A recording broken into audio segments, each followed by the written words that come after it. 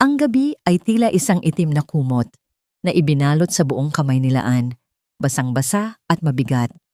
Walang tigil ang paghagupit ng malakas na ulan sa windshield ng itim na luxury sedan pilit na nilalabanan ng humaharurot na wipers. Sa loob ng sasakyan ang tanging maririnig ay ang mahinang tunog ng radyo at ang ugong ng makina, ngunit para kay Don Mariano, ang katahimikan ay nakabibingi. Nakatanaw lamang siya sa labas sa mga ilaw ng syudad na kumikinang at naglalaho sa likod ng kurtina ng ulan. Isang taon na.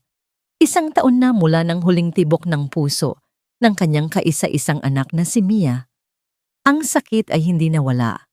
Nanatili itong isang matalim na bubog na nakabaon sa kanyang dibdib at sa mga gabing tulad nito, lalo itong nanunuot.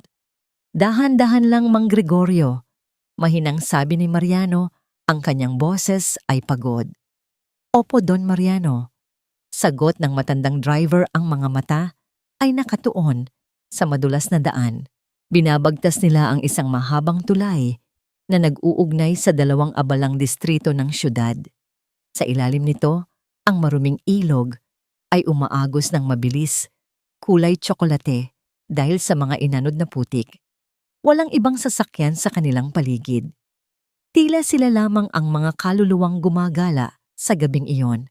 At doon sa gitna ng ugong ng ulan at hangin, isang tunog ang pumunit sa katahimikan. Isang mahinang pag-iyak, halos nilalamon ng paligid ngunit sapat na para marinig ng isang amang nangungulila. Itigil mo ang sasakyan. Utos ni Mariano, biglang umayos ng upo. Nag-aalangang sumunod si Mang Gregorio. Pero Don Mariano, malakas po ang ulan at delikado rito. Sabi ko, itigil mo. Ang boses ni Mariano ay may diin na hindi matatanggihan. Huminto ang sasakyan sa gilid ng tulay. Bago pa man makapagsalita muli ang driver, binuksan na ni Mariano ang pinto at lumabas. Agad siyang binasa ng malamig na ulan, ngunit hindi niya ito ininda. Ang kanyang atensyon ay nasa tunog na yon, isang pag-iyak ng sanggol, puno ng gutom at lamig. Sinundan niya ang tunog, maingat na naglalakad sa gilid ng tulay, papalapit sa malaking poste na semento sa ilalim nito. Habang papalapit, mas luminaw ang kanyang nakita. Isang imahe na habambuhay na magmamarka sa kanyang alaala. Sa ilalim ng tulay sa isang piraso ng basang karton, nakaupo ang isang batang babae. Hindi siya lalagpas sa 6 na taong gulang, payat na payat, suot ang isang marumi at punit-punit na bestidang may kupas na disenyo ng bulaklak. Mahigpit niyang yakap sa kanyang dibdib ang 2 maliliit na sanggol na binalot sa manipis at maruruming basahan. Ginamit niya ang kanyang munting katawan bilang pananggalang sa hangin at ulan. Napatigil si Mariano. Ang hangin ay tila nawala sa kanyang mga baga. Ang batang babae ay nag-angat ng tingin. Ang kanyang mga mata, malalaki at madilim, ay puno ng takot na hindi nababagay sa kanyang edad. Nang magtama ang kanilang mga paningin, tila isang kidlat ang gumuhit sa puso ni Mariano. Sa mga matang yon, nakita niya ang anino ng sarili niyang anak. Dahan-dahan siyang lumapit, itinaas ang 2 kamay para ipakita na wala siyang masamang intensyon. Bawat hakbang niya ay tila isang malakas na dagundong sa ilalim ng tulay. Napaurong ang bata, lalong hinigpitan ng yakap sa mga kapatid. "Huwag po!" Halos pabulong na sabi ng bata, nanginginig ang boses. "Huwag niyo po kaming sasaktan. Tahimik lang po kami." Ang mga salitang yon ay parang mga punyal na tumusok sa kaluluwa ni Mariano. Lumuhod siya sa basang semento, hindi alintana ang mamahaling niyang pantalon. "Hindi ko kayo sasaktan, iha," sabi niya sa pinakamalumanay na boses na kaya niya. "Anong pangalan mo? Nasaan ang mga magulang ninyo?" Umiling lang ang bata, ang basang buhok ay tumatakip sa kanyang mukha. Wala siyang sinabing, ngunit ang mga kamay niyang nanginginig. Habang pinapatahan ang isa sa mga sanggol na nagsimulang umiyak, ay sapat ng sagot. Dumating si Mang Gregorio, may dalang malaking payong. Napahinto siya at napasinghap sa nakita. 3 bata sa gitna ng kadiliman at lamig. "Diyos ko po, Bulong niya. Kailangan po natin silang dalhin sa Ospital Don Mariano. Tumango si Mariano. Dahan-dahan niyang inilahad ang kanyang kamay sa batang babae. Halik kayo. Tutulungan ko kayo. Pangako. Nag-atubili ang bata. Pinagmasdan ang mukha ng estranghero. Ngunit sa mga mata ni Mariano, wala siyang nakitang panganib. Sa halip may nakita siyang lungkot, isang lungkot na pamilyar sa kanya. Matapos ang ilang sandali ng pag-aalangan, marahan niyang pinahintulutan si Mariano na buhatin ang isa sa mga sanggol. Napakagaan ng sanggol, tila isang sisiw na walang kalaban-laban. Hinubad ni Mariano ang kanyang mamahaling coat at maingat na ibinalot sa dalawang sanggol bago iniabot ang isa kay Mang Gregorio. Isakay mo na sila, utos niya. Inalalayan niya ang batang babae na ngayon ay nagpakilalang si Aya. Pumasok ito sa sasakyan, mahigpit na hawak ang isang supot na naglalaman ng ilang piraso ng basahan. Ang pag-andar ng sasakyan, papalayo sa tulay na yon, ay ang simula ng isang bagong kabanata sa kanilang mga buhay, isang kabanatang hindi nila kailanman inasahan. Ang biyahe papunta sa mansyon ay tahimik. Si Aya ay nakaupo sa gilid na kayakap sa kanyang mga kapatid na sina Enzo at Zoe, na ngayon ay mahimbing nang natutulog dahil sa init sa loob ng sasakyan. Bawat segundong lumilipas, mas lalong bumibigat ang dibdib ni Mariano. Alam niyang ang desisyon niyang ito ay magdudulot ng isang bagyo sa kanyang tahanan. Ang malaking gate ng kanilang mansyon sa isang eksklusibong subdibisyon ay bumukas. Ang bahay ay naliligo sa liwanag, bawat sulok ay sumisigaw ng karangyaan. Ngunit sa loob ang kapaligiran ay mas malamig pa kaysa sa ulan sa labas. Pagpasok nila, naabutan nila si Doña Catherine sa gitna ng malawak na sala. Nakaupo siya sa isang antigong silya, nakasuot ng isang seda na roba. Ang kanyang kagandahan ay hindi kumukupas, ngunit ang kanyang mga mata ay walang buhay, laging nakatanaw sa malayo. Para siyang isang mamahaling manyika na nabasag mula sa loob. Nang makita niya ang asawa na may kasamang mga bata, marurumi at basang-basa, ang kanyang mukha ay nagbago. Ang kalmadong anyo ay napalitan ng gulat na mabilis na naging pagkasuklam. Anoong kabaliwan ito, Mariano? Ang kanyang boses ay malamig at matalim. Maingat na inilapag ni Mariano ang natutulog na si Enzo sa isang mamahaling Italian sofa. Si Mang Gregorio ay sumunod, inilapag si Zoe. Si Aya ay nanatiling nakatayo malapit sa pinto, tila isang takot na daga na naligaw sa palasyo. Nakita ko sila sa ilalim ng tulay, Catherine. Paliwanag ni Mariano, hinuhubad ang basang sapatos. Mamamatay sila sa lamig kung iniwan ko sila roon.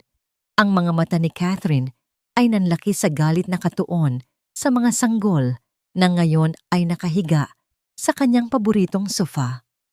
Inuwi mo ang dumi ng kalsada sa pamamahay ko. Halos pasigaw niyang sabi. Sa mismong sofa kung saan dati naglalaro si Mia. Ang pagbanggit sa pangalan ng kanilang anak ay tila isang sampal sa kanilang dalawa. Catherine, mga bata sila. Pakiusap ni Mariano. Ngunit si Catherine ay hindi nakikinig. Tumayo siya, ang kanyang katawan ay naninigas sa galit.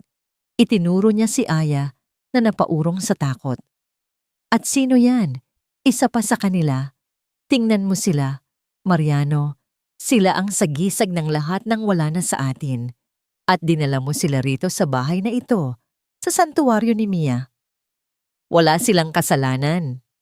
Giit ni Mariano, tumataas na rin ang boses. Ang mga kasambahay ay nagsilabasan na tigilan sa nasasaksihang komprontasyon. Si Catherine ay humakbang papalapit kay Mariano. Ang kanyang mga mata ay nag-aapoy. Hindi sila mananatili rito. Sabi niya, bawat salita ay may lason. Palabasin mo sila. Ngayon din. Umiling si Mariano, ang kanyang mukha ay nagpapakita ng matinding pagod at determinasyon. Hindi. Dito sila matutulog ngayong gabi. Isang mapait na tawa ang kumawala sa mga labi ni Catherine. Kung gayon pakinggan mo itong mabuti, Mariano. Kung mananatili ang mga batang yan dito, kahit isang gabi pa ako ang aalis. Huminto siya, tinitigan ng asawa, nang diretso sa mga mata nagahamon. Sila o ako, Mariano? Mamili ka. Hindi agad nakasagot si Mariano. Ang ultimatum ay nakabitin sa hangin, mabigat at mapanganib. Tumingin siya sa mga natutulog na sanggol sa takot na mukha ni Aya at pagkatapos ay sa kanyang asawa, ang babaeng minahal niya na ngayon ay isang estranghero na nababalot ng sarili nitong pighati. Sa huli huminga siya ng malalim. Ang kanyang sagot ay hindi pa sigaw, ngunit puno ng bigat at desisyon. Dito sila mananatili. Ang mukha ni Catherine ay gumuho. Ang galit sa kanyang mga mata ay napalitan ng isang bagay na mas malalim, isang di masukat na sakit ng pagkakanulo. Hindi na siya nagsalita pa. Tinalikuran niya ang asawa at ang mga bata at naglakad palayo. Ang bawat hakbang niya ay marahan at kontrolado.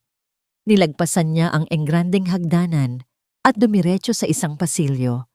Sa dulo nito ay isang pinto. Ang silid ni Mia. Isang taon na itong nakasara, isang museo ng mga alaala na siya lamang ang may karapatang pumasok. Binuksan niya ang pinto, pumasok sa dilim at muling isinara. Isang matigas na tunog ng pagpihit ng seradura ang narinig sa buong kabahayan. Pagkatapos isang nakabibinging katahimikan ang pumalit. Naiwan si Don Mariano sa gitna ng sala kasama ang 3 bagong kaluluwa sa kanyang tahanan at ang pinto ng puso ng kanyang asawa ay muling isinara. Sa pagkakataong ito, tila habambuhay na. Ang umaga ay dumating ng walang init. Sumikat ang araw, ngunit ang liwanag nito ay hindi nakapasok sa malalamig na pader ng mansyon ng mga Mariano. Ang almusal ay inihanda sa mahabang lamesang gawa sa mahogany kumpleto, sa mga kubyertos na pilak at mga pagkaing masasarap. Ngunit ang pagkain ay halos hindi nagalaw. Ang katahimikan sa hapagkainan ay mas mabigat pa kaysa sa katahimikan ng isang libingan. Nakaupo si Don Mariano sa kabisera habang si Doña Catherine ay nasa kabilang dulo, tila may isang hindi nakikitang pader sa pagitan nila. Ang kanyang muka ay isang perpektong maskara ng malamig na kawalang pakialam. Hindi siya tumitingin sa asawa, sa halip ay nakatuon ng pansin sa paghiwa ng isang piraso ng papaya na hindi naman niya kinakain. Catherine, kailangan nating mag-usap. Basag ni Mariano sa katahimikan. Itinaas ni Catherine ang kanyang tingin, ngunit ang mga mata niya ay dumaan lamang kay Mariano na parang hangin. Wala tayong dapat pag-usapan. Sagot niya, ang boses ay kasing lamig ng yelo. Naipakita mo na sa akin kagabi kung ano ang mas mahalaga sa iyo. Sa isang maliit na silid malapit sa kusina, si Aya ay tahimik na nakaupo sa sahig, pinapakain ng gatas mula sa bote ang kanyang mga kapatid. Ang mga kasambahay ay naglalagay ng pagkain sa isang maliit na mesa para sa kanya, ngunit hindi niya ito ginagalaw. Ang kanyang mga mata ay laging nakabantay sa pinto, tila inaasahan na anumang oras ay may papasok at magsasabing kailangan na nilang umalis. Bawat tunog, bawat yabag ay nagpapakaba sa kanya. Maingat niyang pinalitan ang basahang lampin ni Zoe. Ang kanyang mga galaw ay sanay na sanay, puno ng kalinga na hindi mo aakalain sa isang bata. Habang pinapatahan niya ang sanggol, ang mga mata ng isang matandang kasambahay ay napuno ng awa. Ngunit walang nangahas magsalita. Ang utos ng donya ay malinaw, huwag makialam. Samantala, sa kabilang panig ng lungsod, sa isang makintab at modernong opisina ng isang law firm, ibang klase ng plano ang nabubuo. Si Vanessa, ang madrasta ng mga bata, ay nakaupo sa tapat ng isang abogadong may matalas na tingin, si Atty. Adrian Reyes. Katabi niya ang ama ng mga bata, si John, na hindi mapakali sa kanyang upuan, pawis ang mga kamay. Simple lang ang gusto kong mangyari, attorney. Sabi ni Vanessa, ang boses ay matigas at walang emosyon. Gusto kong bawiin ang mga bata at gusto kong makuha ang lahat ng dapat ay para sa kanila. Nagtaas ng kilay si Attorney Reyes. Pagmamana ang pinag-uusapan natin dito, tama. Ang ama ni John ay nag-iwan ng malaking trust fund para sa kanyang mga apo. Eksakto? Kumpirma ni Vanessa sabay sulyap ng may pagkasuklam kay John. At hindi ko hahayaang mapunta ang perang iyon sa isang matandang kumupkop sa kanila mula sa kalye. Pero, mga anak ko pa rin sila. Mahinang sabi ni John, ang boses ay halos mamatay. May bahid ng pagsisisi sa kanyang mga mata. Isang matalim na tingin ang ipinukol sa kanya ni Vanessa. Mga anak na tinalikuran mo, na John, kaya manahimik ka na lang dyan. Humarap siyang muli sa abogado. May paraan ba para palabasin na si Don Mariano ay isang masamang tao? Isang kidnapper, marahil, o isang matandang may lihim na pagnanasa sa mga bata? Ngumisi si Attorney Reyes. Masyadong marahas yan at mahirap patunayan. Ang kailangan natin ay public opinion. Kailangan nating sirain ang reputasyon niya at gawing kaawa-awa kayo sa mata ng publiko. At kailangan nating gawing delinkwente ang panganay na bata. Isang ideya ang nabuo sa isip ni Vanessa. Isang nangiting demonyo ang gumuhit sa kanyang mga labi. Kinuha niya ang kanyang telepono at nag-dial ng isang numero. Hello Kevin, Vanessa ito. Mayroon akong isang malaking kwento para sa'yo. Tungkol sa respetadong negosyanteng si Don Mariano at sa kanyang mga anak sa labas. Sa mansyon ang maghapon ay dumaan na parang isang panaginip na mabagal. Si Mariano ay umalis para harapin ang isang emergency sa kanyang kumpanya. Nag-iwan ng mahigpit na bilin sa mga kasambahay na alagaan ng mga bata. Naiwan si Aya sa isang malaking bahay na tila walang kaluluwa. Sa kanyang pag-iikot-ikot habang tulog ang mga kapatid, napaadpad siya sa pasilyo na tinahak ni Catherine kagabi. Ang dulo nito ay ang saradong pinto ng silid ni Mia.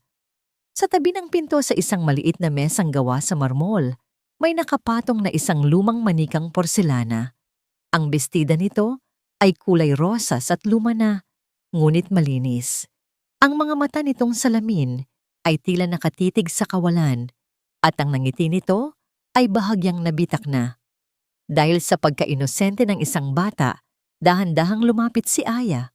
Inangat niya ang kanyang maruming kamay at marahang hinaplos ang pisngi ng manika. Hindi pa siya kailanman nakahawak ng ganoon kagandang laruan. Para sa kanya iyon ay isang bagay mula sa isang panaginip. Anong ginagawa mo? Isang boses na malamig at matigas ang bumasag sa kanyang pagkamangha. Mabilis na binawi ni Aya ang kanyang kamay na para bang napaso. Paglingon niya nakatayo roon, si Doña Catherine, ang mga mata ay nanlilisik sa galit.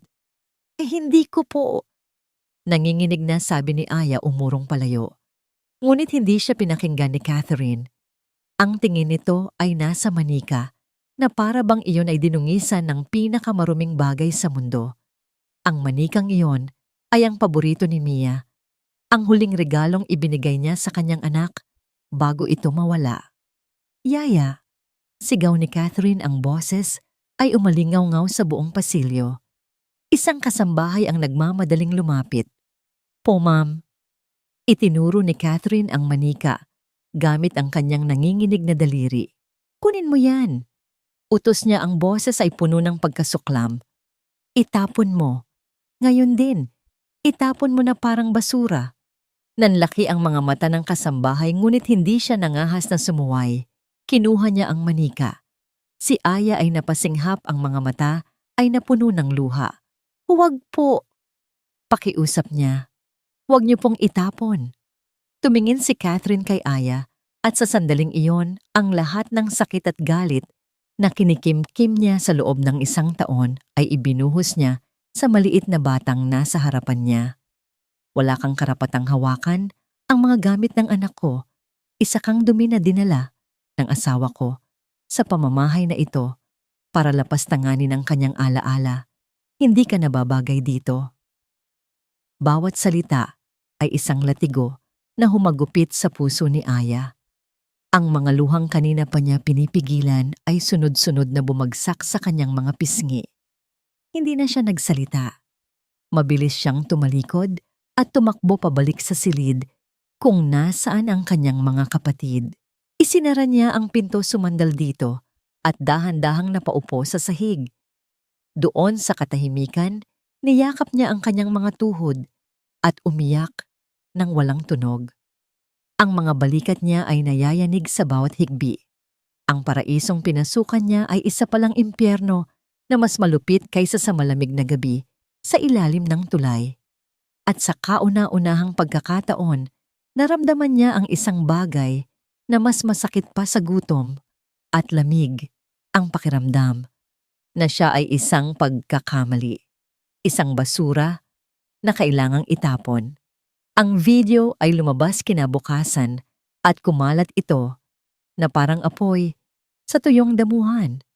Simple lang ang kuha nanginginig at malabo tila galing sa isang cellphone. Ngunit ang laman nito ay kasing linaw ng kristal sa paninira. Isang livestream ito pinangunahan ng isang online journalist na nagngangalang Kevin kilala sa kanyang mga kontrobersyal at sensasyonal na balita. Ang pamagat ay nakasulat sa malalaki at pulang letra, anak sa labas ng bilyonaryong si Don Mariano huli sa aktong nagnanakaw ng gatas. Sa video makikita si Aya sa loob ng isang maliit at hindi gaanong maliwanag na convenience store. Nakatayo siya sa harap ng estante ng mga gatas ng sanggol. Marahan niyang inabot ang isang lata ng gatas, tiningnan ito at isinilid sa ilalim ng kanyang damit. Pagkatapos ay mabilis siyang naglakad palabas ng tindahan. Ang kuha ay pinutol doon. Ang video ay isang kasinungalingan, isang obra maestra ng malisyosong editing. Ang totoo, matapos hawakan ni Aya ang lata, ibinalik niya ito sa estante nang may lungkot sa mga mata bago siya lumabas ng tindahan. Ngunit ang katotohanan yon ay tinanggal na. Ang natira ay isang imahe ng isang batang delinkwente. Sa loob ng ilang oras, ang pangalan ni Don Mariano ay naging sentro ng usap-usapan. Ang video ay ibinahagi ng libu-libong beses. Ang comment section ay napuno ng batikos, panghuhusga at masasakit na salita. Kaya pala kinupkop kadugo pala. Like father, like daughter. Parehong magnanakaw. Nakakahiya. Dapat ipa-DHS Dawidi ang mga batang yan. Sa opisina ng Mariano Holdings, ang epekto ay tila isang lindol. Nagbagsakan ng halaga ng kanilang mga stock. Ang mga telepono ay walang tigil sa pagtunog. Mga galit na mamumuhunan, mga nag-aalalang kasosyo, at mga miyembro ng board na humihingi ng paliwanag. Pinanood ni Don Mariano ang video sa kanyang computer paulit-ulit. Ang kanyang mga kamay ay nakakuyom sa ibabaw ng mesa. Ang bawat komento ay parang isang suntok sa kanyang sikmura. Ngunit hindi ang pera o ang negosyo ang nasa isip niya.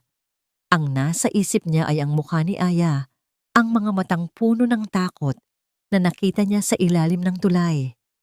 Pag-uwi niya ng gabing iyon, ang mansyon ay mas tahimik pa kaysa dati. Isang katahimikan na mabigat at puno ng tensyon. Naabutan niya si Catherine sa sala. Nakatayo ito sa harap ng isang malaking bintana. Hawak ang kanyang cellphone. Ang kanyang likod ay tuwid na tuwid, ngunit ramdam ni Mariano ang panginginig ng mga balikat nito. Nakita mo na, sabi ni Mariano, hindi isang tanong kundi isang pahayag. Dahan-dahang humarap si Catherine. Ang mukha niya ay putlang-putla. Inihagis niya ang cellphone sa ibabaw ng coffee table. Ang video ni Aya ay nakaplay pa rin sa screen. Ang buong Maynila, Mariano. Ang buong Maynila, pinagtatawanan tayo. Ang boses niya ay nanginginig, isang halo ng galit at kahihiyan. Pinagtatawanan nila ang pangalan ng pamilya natin. Pinagtatawanan nila ang alaala ni Mia. Ito ba ang gusto mo? Ito ba ang kapalit ng pagiging santo-santito mo? Hindi totoo yan, Catherine. Mariding sabi ni Mariano. Isang paninira lang yan. Paninira. Tumawa si Catherine nang walang saya. Talaga? At paano mo nasabi? Dahil lang sa sinabi ng isang batang kalye na hindi mo naman kilala. Nagtiwala ka sa kanya kaysa sa akin. Sa asawa mo. Hindi tungkol sa'yo to. Sagot ni Mariano, tumataas na ang boses. Hindi talaga. Lumapit si Catherine, ang mga mata ay nag-aapoy. Mula nang dumating ang mga batang, yan ang bahay na ito, ay naging isang sirko. Ang buhay natin naging isang iskandalo. Sinira mo ang katahimikan natin, Mariano. Sinira mo ang tanging bagay na natitira sa akin, ang dignidad ng pagluluksa ko para sa anak ko. Sinabi ko na sa'yo, hindi ba binalaan na kita? Ngayon, heto na tayo. Ang kanilang mga sigawan ay umalingaw-ngaw sa buong bahay. Hindi nila alam, sa likod ng bahagyang nakabukas na pinto ng kusina, nakatayo si Aya. Narinig niya ang lahat. Narinig niya ang salitang iskandalo. Narinig niya ang pangalan ng anak nilang namatay. Narinig niya ang sakit at galit sa boses ni Doña Catherine. At ang pinakamasakit sa lahat, narinig niya kung paano siya naging dahilan ng lahat ng yon. Siya ang problema. Siya ang dumi. Siya ang sirko. Dahan-dahan siyang umatras, walang ingay na ginawa. Ang bawat salita na narinig niya ay tumatatak sa kanyang isip. Hindi na siya umiyak. Ang mga luha ay tila natuyo na. Ang pumalit dito ay isang malamig at mabigat na pakiramdam sa kanyang dibdib. Isang desisyon ang nabuo sa kanyang munting isipan. Kinagabihan nang ang buong bahay ay balot na sa dilim at katahimikan, si Aya ay gumising. Ang mga kapatid niya ay mahimbing na natutulog sa isang pansamantalang higaan na inihanda sa kanyang silid. Marahan siyang bumangon. Sa liwanag ng buwan na tumatagos sa bintana, kinuha niya ang supot na dala niya noong una silang dumating. Walang laman iyon, kundi ilang piraso ng lumang damit. Iyon lang ang pag-aari nila sa mundo. Lumapit siya sa kanyang mga kapatid. Hinaplos niya ang pisngi ni Enzo, pagkatapos ay ang buhok ni Zoe. Patawad. Bulong niya, ang boses ay halos hindi marinig. Hindi na natin sila guguluhin. Maingat niyang binuhat si Zoe na hindi man lang nagising. Pagkatapos ay ginising niya ng dahan-dahan si Enzo. Gising na kuya, bulong niya. Aalis na tayo. Nang walang ingay, dahan-dahan niyang binuksan ang pinto ng silid. Hawak-hawak niya sa isang kamay si Enzo habang karga sa isa pa si Zoe. Naglakad sila sa madilim na pasilyo, mga anino lamang, sa gitna ng karangyaan. Ang bawat hakbang ay maingat, bawat paghinga ay pinipigilan.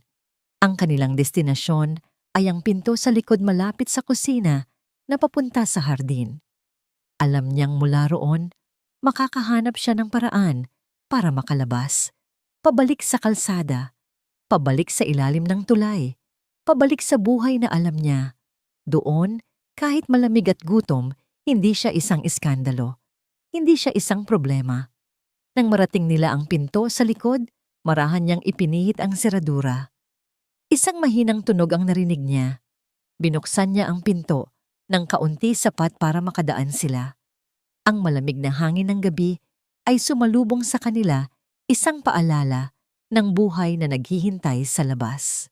Isang hakbang na lang at malaya na sila. At malaya na rin ang mga taong naiwan nila sa loob. Ngunit bago pa niya maihakbang ang kanyang mga paa, palabas isang anino ang biglang humarang sa kanyang daraanan. Isang boses ang nagsalita. Mula sa dilim, hindi galit, hindi malamig, kundi puno ng isang emosyong hindi niya maintindihan. Saan ka pupunta? Napaangat ng tingin si Aya. Sa harap niya nakatayo si Doña Catherine. Ang mukha nito ay bahagyang naiilawan ng buwan. At sa mga mata nito, sa kauna-unahang pagkakataon, nakita ni Aya ang isang bagay bukod sa galit. Nakita niya ang mga luhang kumikinang. Ang oras ay tila huminto. Nakatayo si Doña Catherine. Sa harap ng pinto, isang madilim na silweta laban sa liwanag ng buwan na nagmumula sa hardin. Ang kanyang mukha ay hindi mabasa, ngunit ang mga mata niyang kumikinang dahil sa luha ay nakatitig kay Aya at sa dalawang sanggol. Si Aya ay nanigas sa kanyang kinatatayuan, ang puso niya ay dumadagundong sa kanyang dibdib. Nahuli siya. Ang tanging nasa isip niya ay ang galit na tiyak na sasabog mula sa babaeng nasa harap niya. Handa na siyang masigawan, itulak o kaladkarin pabalik sa loob.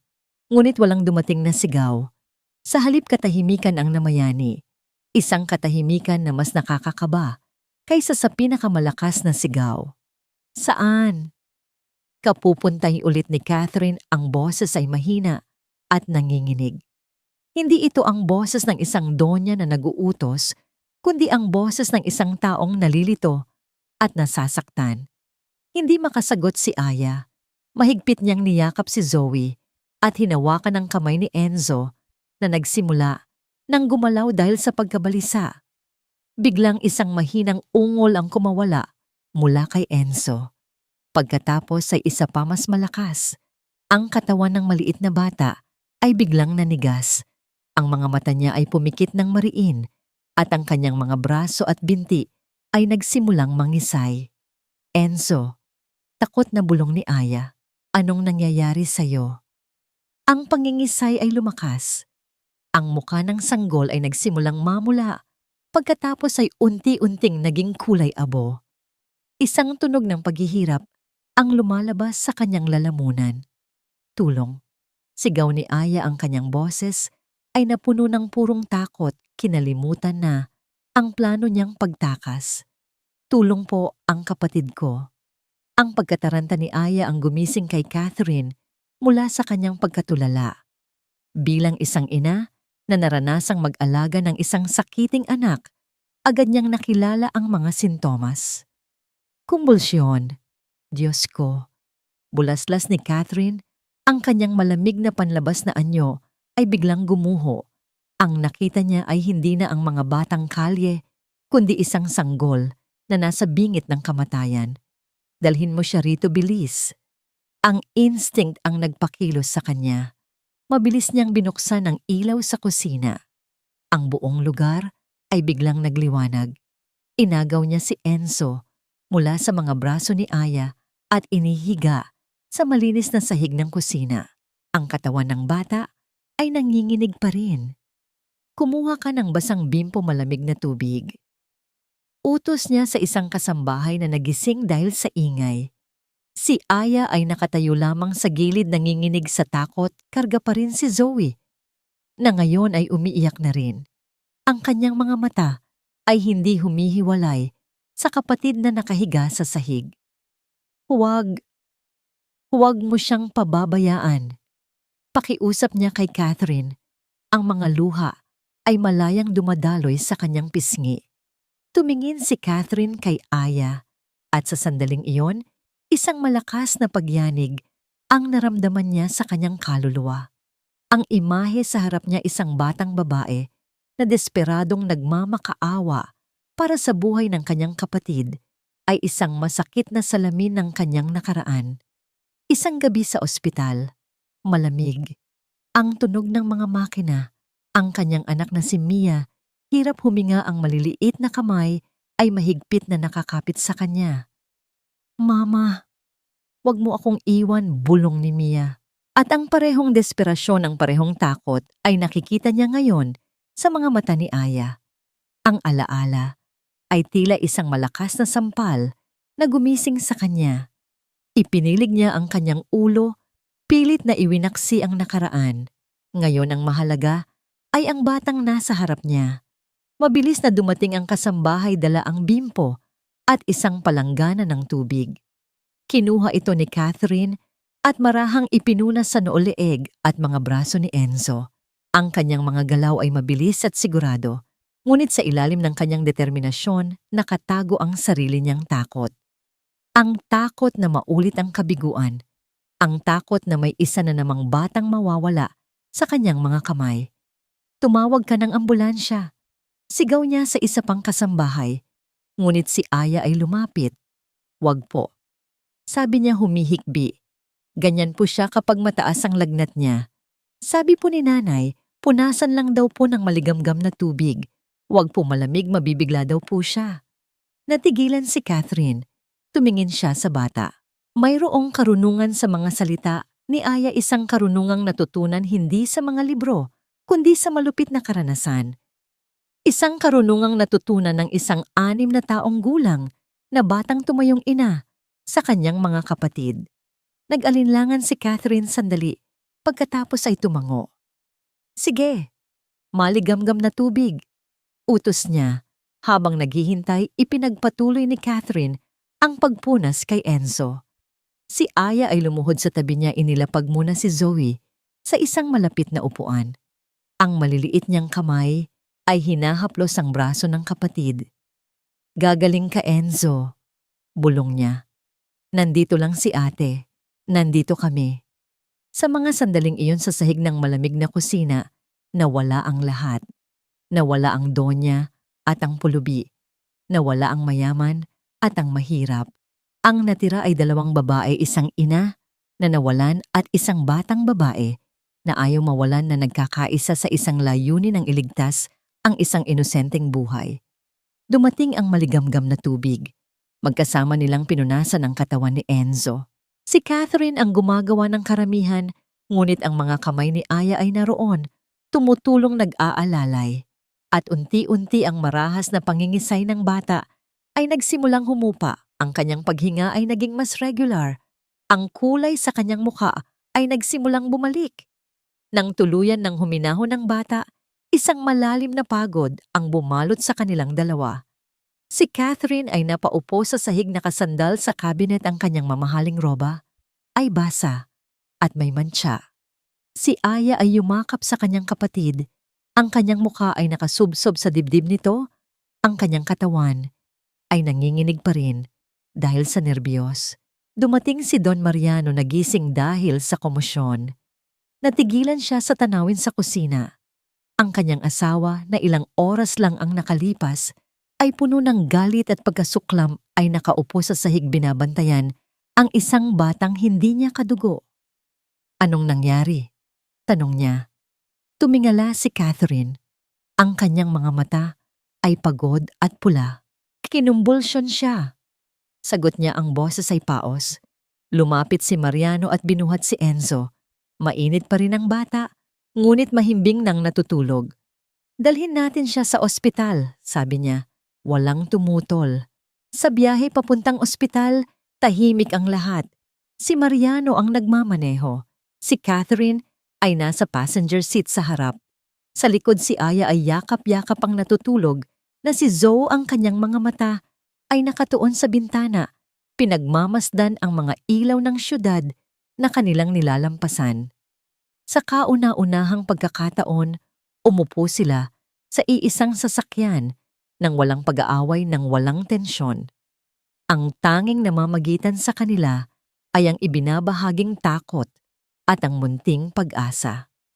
Para kay Catherine, ang gabing iyon ay isang marahas na paggising. Ang pader ng yelo na itinayo niya sa paligid ng kanyang puso ay nagsimulang magkabitak-bitak. Sa gitna ng kaguluhan, sa mukha ng isang batang nagmamakaawa, nakita niya hindi ang isang kaaway, kundi ang isang kapwa pusong nagdurusa. At habang papalapit sila sa maliwanag na ilaw ng ospital, isang bagay sa loob ni Catherine ang nagsimulang magbago. Ang matigas na yelo ng pighati ay nagsimulang matunaw. Hindi pa ito tuluyang nawawala, ngunit sa kauna-unahang pagkakataon, sa loob ng 1 taon, naramdaman niyang muli ang isang bagay na matagal na niyang kinalimutan, ang init ng pagiging isang ina. Ang ospital ay isang lugar ng klinikal na kaayusan, puting pader, amoy ng antiseptiko, at ang mahinang tunog ng mga makinang nagbabantay ng buhay. Dinala si Enzo sa emergency room, kung saan mabilis siyang inasikaso ng mga doktor at nurse. Sa waiting area, ang katahimikan sa pagitan nina Mariano, Catherine at Aya ay nagpatuloy. Nakaupo si Aya sa isang upuang plastik, karga si Zoe na nakatulog na muli. Ang kanyang mga mata ay pagod, ngunit gising na gising ang kanyang diwa, nakabantay sa bawat galaw sa paligid. Si Mariano ay nakatayo sa tabi ng bintana, nakikipag-usap sa telepono. Sa mahinang boses, inaayos ang mga problema sa kumpanya kahit sa gitna ng krisis pampamilya. Si Catherine naman ay nakaupo ng ilang upuan ng layo mula kay Aya. Hindi siya nagsasalita ngunit ang kanyang tingin ay hindi na kasing lamig ng dati. Paminsan-minsan, sumusuluyap siya sa direksyon ni Aya, pinagmamasdan ang paraan ng pag-aalaga ng bata sa kapatid nito. Mayroong isang bagay sa eksenang iyon, ang maliit na batang ina at ang kanyang sanggol na kapatid na pumupukaw sa isang bagay na malalim at halos nakalimutan na sa kanyang puso. Lumabas ang isang doktor mula sa emergency room, Mr. and Mrs. Mariano. Sabay silang napatayo ni Mariano. Kami nga po, Doc. Kumusta po ang bata? He is stable now, sabi ng doktor na may ngiti. Febrile seizure karaniwan sa mga batang may mataas na lagnat. Good thing you managed his fever right away. Kung hindi maaaring nagkaroon ng komplikasyon. He needs to be admitted for observation but he will be fine. Isang malalim na hininga ng ginhawa ang pinakawalan nilang lahat. Napatingin si Mariano kay Catherine at sa unang pagkakataon, sa loob ng maraming araw, isang tingin ng pagkakaintindihan ang namagitan sa kanila. Salamat po, Doc, sabi ni Mariano. Nang pumasok sila sa silid, kung saan inilipat si Enzo, nakita nila ang bata na mahimbing na natutulog sa isang maliit na kama ng ospital, may nakakabit na swero sa kamay. Agad na lumapit si Aya, ang mga mata ay puno ng pag-aalala. Hinawakan niya ang kamay ng kapatid. Salamat. Isang mahinang bulong ang narinig niya. Lumingon si Aya. Nakatingin sa kanya si Catherine. Salamat sa ginawa mo kanina. Kung hindi dahil sa'yo, hindi na niya itinuloy ang sasabihin, ngunit naintindihan ni Aya. Iyon ang unang pagkakataon na isang mabait na salita ang sinabi sa kanya ni Catherine. Isang simpleng salamat na may bigat ng 1,000 salita. Tumangulang si Aya, hindi alam ang sasabihin. Ang mga sumunod na araw ay nagdala ng isang bagong uri ng normalidad sa mansyon. Si Enzo ay nakalabas na ng ospital.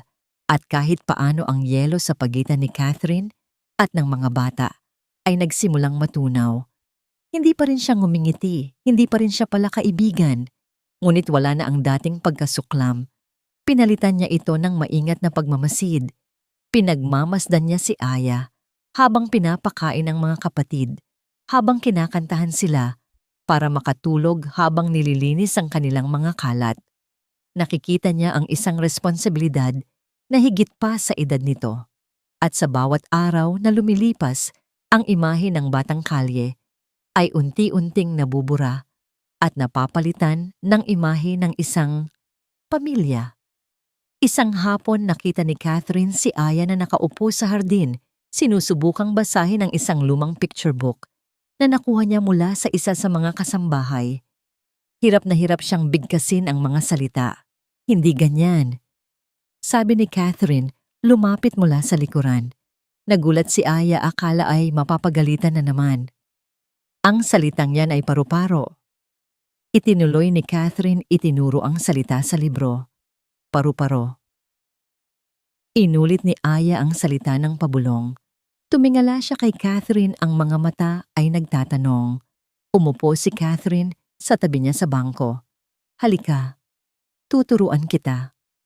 At doon sa ilalim ng puno ng mangga sa gitna ng marangyang hardin, isang guro at isang estudyante ang nabuo. Isang marupok na kapayapaan ang nagsimulang mamukadkad. Ngunit habang namumuo ang katahimikan sa loob ng mansyon, sa labas ang bagyo ay muling nagbabanta. Sa opisina ni Attorney Adrian Reyes, si Vanessa ay nagwawala. Anong ibig mong sabihin na hindi na gumagana ang video? Sigaw niya. Dapat ay kinasusuklaman na ng buong mundo ang batang yon. May nagbago, Vanessa, kalmadong paliwanag ng abogado. Ang balita tungkol sa pagkakaospital ng isa sa mga bana at ang paglabas ng mag-asawang Mariano na magkasama mula sa ospital. Lumambot ang simpatyay ng publiko. Ngayon sila na ang mukhang kaawa-awang pamilya na sinusubok ng tadhana. Hindi ako papayag. Giit ni Vanessa, ang mukha ay napuno ng determinasyon. Kung hindi natin sila masisira sa labas, kung gayon dadalhin natin ang laban sa loob, idemanda natin sila. Bawiin natin ang mga bata. Isang katok sa pinto ang nagpatigil sa kanilang pag-uusap. Isang lalaki ang pumasok pawisan at tila pagod. Si John.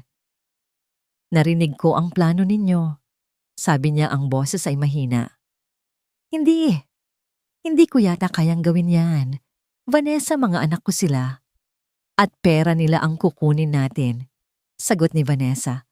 Huwag kang ang duwag dyan ito na ang pagkakataon nating makuha ang buhay na nararapat sa atin.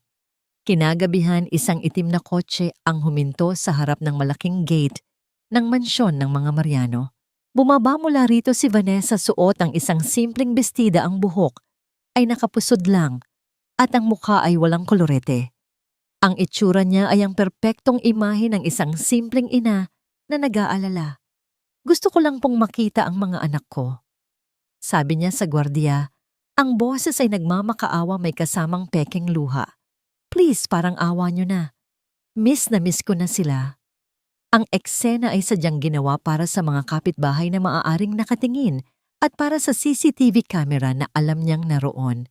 Pinapasok siya sa sala kung saan nagulat sina Mariano at Catherine. Si Aya na naglalaro sa sahig kasama si Enzo at Zoe ay biglang nanigas nang makita ang babaeng pumasok. Aya, mga anak ko. Sigaw ni Vanessa, tumakbo papalapit na tila isang mapagmahal na ina. Ngunit si Aya ay mabilis na umurong, hinila palayo ang kanyang mga kapatid. Ang takot sa kanyang muka ay hindi maitatago. Huwag po kayong lalapit. Sabi niya, ang boses ay nanginginig. Natigilan si Vanessa. Ang kanyang pag-arte ay nasira ng totoong reaksyon ng bata. Ngunit mabilis siyang nakabawi. Tumingin siya kina Mariano at Catherine. Ang mga mata ay puno ng akusasyon. Anong ginawa ninyo sa mga anak ko? Umiiyak niyang sabi. Bakit sila takot sa sarili nilang ina? Umalis ka na, Vanessa. Mahinahon, ngunit mariing sabi ni Mariano. Hindi ito ang lugar para sa palabas mo. Hindi ako aalis hanggat hindi ko nakukuha ang mga anak ko. Giit niya. Kinuha ninyo sila sa akin. Mga kidnapper. Ang salitang kidnapper ay tumama kay Catherine. Napatingin siya kay Aya na ngayon ay nakatago na sa likod ng sofa, yakap-yakap ang mga kapatid. Ang takot sa mga mata ng bata ay totoo. Ang pagmamahal nito sa mga kapatid ay totoo. At ang babaeng nasa harap niya na nag-iiskandalo ay tila isang ahas. Mang Gregorio? Tawag ni Catherine, ang kanyang boses ay malamig at may awtoridad. Ilabas mo ang bisita. Walang nagawa si Vanessa, kundi magpumiglas habang inaakay siya palabas. Hindi pa tayo tapos, sigaw niya. Magkikita tayo sa korte.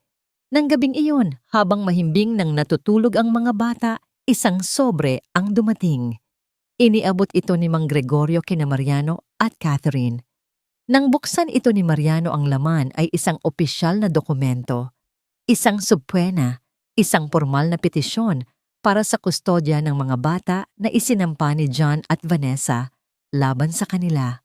Nagkatinginan ng mag-asawa, ang marupok na kapayapaan na nagsisimula palang mamuo sa kanilang tahanan ay biglang nawasak. Ang laban ay hindi pa tapos. Sa katunayan, ito ay nagsisimula pa lamang. Ang korte ay isang teatro ng kapangyarihan at pag-asa. Ang matataas na kisame, ang mabibigat na muebles na gawa sa dark wood at ang selyo ng hustisya na nakasabit sa likod ng upuan ng hukom ay pawang nagpapahiwatig ng kabigatan ng mga desisyong ginagawa sa loob nito. Ngunit para kay Aya, ito ay isa lamang malaki at nakakatakot na silid na puno ng mga estranghero na nakatingin sa kanya ng may panghuhusga. Nakaupo siya sa pagitan ni na Don Mariano at Doña Catherine. Ang kanyang mga paa ay hindi man lang abot sa sahig. Mahigpit niyang hawak ang kamay ni Catherine. Isang kilos na ilang linggo lang ang nakalipas ay imposible sanang mangyari. Si Catherine naman, sa halip na bumitaw, ay lalong hinigpitan ng hawak sa munting kamay, nagbibigay ng lakas na hindi niya alam na kaya niyang ibigay. Sa kabilang panig ng silid, nakaupo si Vanessa at John kasama ang kanilang abogado, si Attorney Adrian Reyes. Si Vanessa ay nakasuot ng simpleng puting bestida, ang kanyang mukha ay nagpapakita ng isang maingat na inarte na kalungkutan. Si John naman ay nakayuko, iniiwasan ang tingin ng lahat. Nagsimula ang paglilitis. Ang unang isinalang ni Attorney Reyes ay ang kanyang pinakamalakas na ebidensya, ang video. Ipinakita ito sa isang malaking screen sa harap ng korte. Muling pinanood ng lahat ang malabo at nanginginig na kuha ni Aya na kumukuha ng lata ng gatas at isinisilid sa kanyang damit. Isang mahinang bulungan ang kumalat sa buong courtroom. Ang mga mamamahayag sa likod ay nagsimulang mag-type sa kanilang mga laptop. Si Aya ay napayuko. Nais niyang maging invisible. Naramdaman niya ang init ng kahihiyan sa kanyang mga pisngi. Gaya ng nakikita ninyo, Your Honor. Nagsimulang magsalita si Attorney Reyes, ang kanyang boses ay puno ng kumpiyansa. Ang batang si Aya ay may tendensyang gumawa ng masama. Isang batang lumaki sa kalsada, walang patnubay. Paano natin maipagkakatiwala ang dalawa pang inosenteng sanggol sa isang delinkwente? Tumayo ang abogado ni Mariano para tumutol, ngunit huli na. Ang lason ay naikalat na. Ang sumunod na isinalang sa witness stand ay isang babaeng may anyong kagalang-galang. Si Miss Jessa ang namamahala sa isang pampublikong ampunan. Siya ay binayaran ni Vanessa para magsinungaling. Maari mo bang ilarawan sa korte ang iyong mga naobserbahan sa batang si Aya? Tanong ni Attorney Reyes. Opo. Sagot ni Miss Jessa, ang boses ay puno ng pekeng pag-aalala. Sa aking profesional na kapasidad, nakasalamuha ko na ang maraming batang tulad niya. Sila ay produkto ng kapabayaan. Sila ay agresibo. Kailangan nilang matutong manlamang para mabuhay. Minsan, sa isang outreach program, personal kong nasaksihan kung paano inagaw ni Aya ang isang piraso ng tinapay mula sa kamay ng isang mas maliit na bata. Isang kasinungalingan. Hindi pa kailanman nakita ni Miss Jessa si Aya sa buong buhay niya. Ngunit ang kanyang mga salita na binitawan ng may awtoridad ay may bigat. Kasinungalingan. Hindi napigilan ni Aya na sumigaw ng mahina. Niyakap niya ng mahigpit ang braso ni Catherine. Hindi ko po yun ginawa. Silensa mo. Utos ng hukom, ang kanyang malaking boses ay umalingaw-ngaw sa silid. Ngunit ang pinakamasakit na testimonya ay mula mismo sa ama ng mga bata. Si John ay tumayo sa witness stand, ang kanyang mga mata ay hindi tumitingin sa direksyon ng kanyang anak. Mr. John, malumanay na tanong ni Attorney Reyes, bakit mo gustong mabawi ang iyong mga anak? Dahil daya, dahil mahal ko sila. Sagot ni John, ang boses ay halos pabulong. Nagkamali ako. Pinagsisisihan ko ang lahat.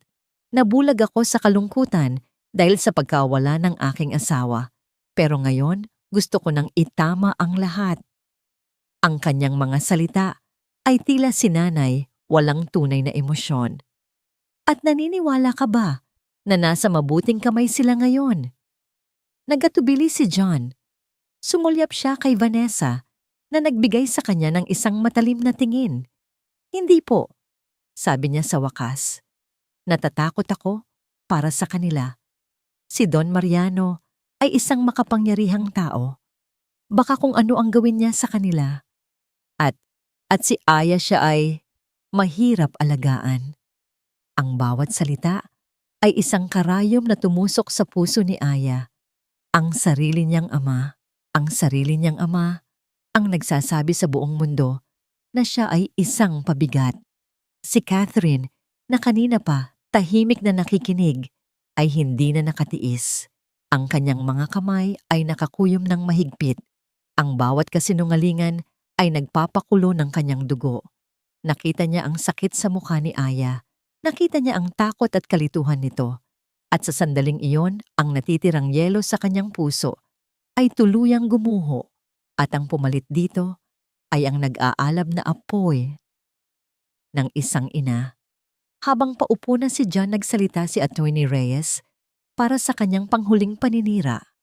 Your Honor, malinaw na ang batang ito ay isang masamang impluwensya, isang magnanakaw, isang bully, isang pabigat. Ang lugar niya ay hindi sa isang marangyang mansyon, kundi sa isang institusyon kung saan siya maaaring mariporma. At ang kanyang mga kapatid ay dapat ibalik sa kanilang tunay na mga magulang na nagsisisi na. Sa pagkarinig ng salitang institusyon, si Aya ay napahikbi. Ang ibig sabihin noon ay paghihiwalayin sila.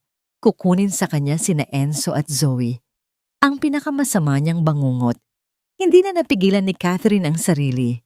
Sinungaling. Isang malakas na sigaw ang pumunit sa katahimikan ng korte. Lahat ay napalingon sa direksyon ng nagsalita. Nakatayo si Doña Catherine. Ang kanyang karaniwang malamig at kontroladong anyo ay wala na. Ang nakatayo roon ay isang babaeng puno ng galit at determinasyon. Ang kanyang mga mata ay nag-aapoy na katutok kay Attorney Reyes. Sinungaling kayong lahat. Sigaw niyang muli. Ang kanyang boses ay nanginginig sa matinding emosyon. Natigilan ang buong korte. Si Don Mariano ay napatingin sa kanyang asawa, gulat at may halong paghanga. Ang abogado nila ay sinubukang paupuin siya, ngunit hindi siya nagpatinag. Ang hukom ay malakas na pumukpok ng kanyang martilyo. Order in the court. Mrs. Mariano, umupo kayo o ipapalabas ko kayo sa silid na ito. Ngunit si Catherine ay hindi natinag. Tumingin siya ng diretso sa hukom.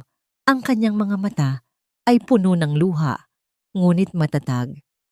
Hindi ako uupo. Your Honor, habang pinapakinggan ang mga kasinungalingang ito laban sa isang bata na walang kalaban-laban. Ang kanyang boses ay umalingaw-ngaw sa bawat sulok ng silid. Ang mga kamera ng media ay nagsimulang mag-flash. Ang bulungan ay naging isang malakas na ugong. Si Attorney Reyes ay ngumisi. Iniisip na ito ay isang pagkakataon para sa kanya.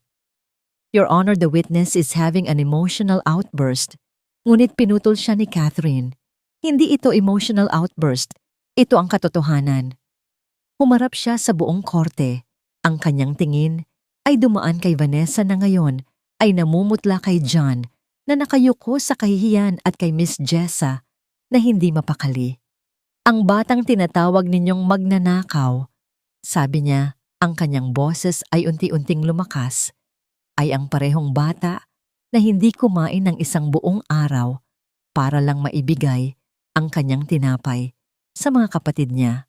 Ang batang tinatawag ninyong bully ay ang batang nagpupuyat buong gabi para lang kantahan ang kapatid niyang may lagnat. At ang batang tinatawag ninyong pabigat, iniligtas niya ang buhay ng kapatid niya sa harap mismo ng mga mata ko. Ang buong silid ay natahimik. Lahat ay nakikinig sa bawat salita ni Catherine. Kayo. Sabi niya, itinuro si John. Tinawag mo siyang pabigat. Ikaw ang ama. Ikaw ang dapat nag-aalaga sa kanila. Ngunit itinapon mo sila sa gitna ng ulan na parang mga basura. Pagkatapos ay ibinaling niya ang kanyang tingin kay Vanessa. At ikaw, tinatawag mo ang sarili mong ina. Isang ina na kayang sikmurain, na sirain ang pangalan ng isang 6 na taong gulang para lang sa pera. Hindi ka ina, isa kang halimaw. Ang katahimikan sa korte ay nabasag. Ang mga salita ni Catherine, puno ng galit ng isang ina, ay tumama sa lahat na parang isang malakas na sampal. Ang hukom ay paulit. Ulit na pumupukpok ng kanyang martilyo, sinusubukang ibalik ang kaayusan, ngunit huli na. Ang eksena ay naging magulo. Ngunit sa gitna ng lahat ng ingay, isang bagay ang malinaw. Ang laban ay nagbago. Hindi na ito tungkol sa pera o reputasyon. Ito ay naging isang laban para sa katotohanan. At si Doña Catherine, ang malamig at malungkot na reyna, ay bumaba mula sa kanyang tore ng yelo para pamunuan ng digmaan. Ang pagsabog ni Doña Catherine ay nag-iwan ng isang malalim na marka sa paglilitis. Nagdeklara ng recess ang hukom upang pakalmahin ang sitwasyon, ngunit ang tensyon sa loob ng korte ay mas lalo pang tumindi. Sa pasilyo pinagkaguluhan ng media si Catherine, ngunit mahigpit siyang inalalayan ni Mariano palayo, habang si Aya ay nakakapit ng mahigpit sa kanyang kamay. Salamat, bulong ni Mariano sa kanyang asawa. Sa mga mata niya mayroong paghanga at isang bagong uri ng pagmamahal. Tumingin lamang si Catherine kay Aya na nakatingala sa kanya. Ang mga mata ay puno ng pagkamangha at pasasalamat. Sa sandaling iyon, alam ni Catherine na ginawa niya ang tama. Pagbalik sa courtroom, ang kapaligiran ay nagbago. Ang mga tingin ng panghuhusga na dating nakatutok kay Aya ay ngayon ay may bahid na ng pagdududa at nakatuon na sa panig ni Vanessa. The defense calls Doña Catherine Mariano to the stand. Anunsyo ng kanilang abogado. May kumpiyansang naglakad si Catherine papunta sa witness stand. Umupo siya tumingin ng diretso ko sa hukom at pagkatapos ay sa bawat miyembro ng korte. Wala nang bakas ng pag-aalinlangan sa kanyang mukha. Mrs. Mariano, nagsimula ang kanilang abogado.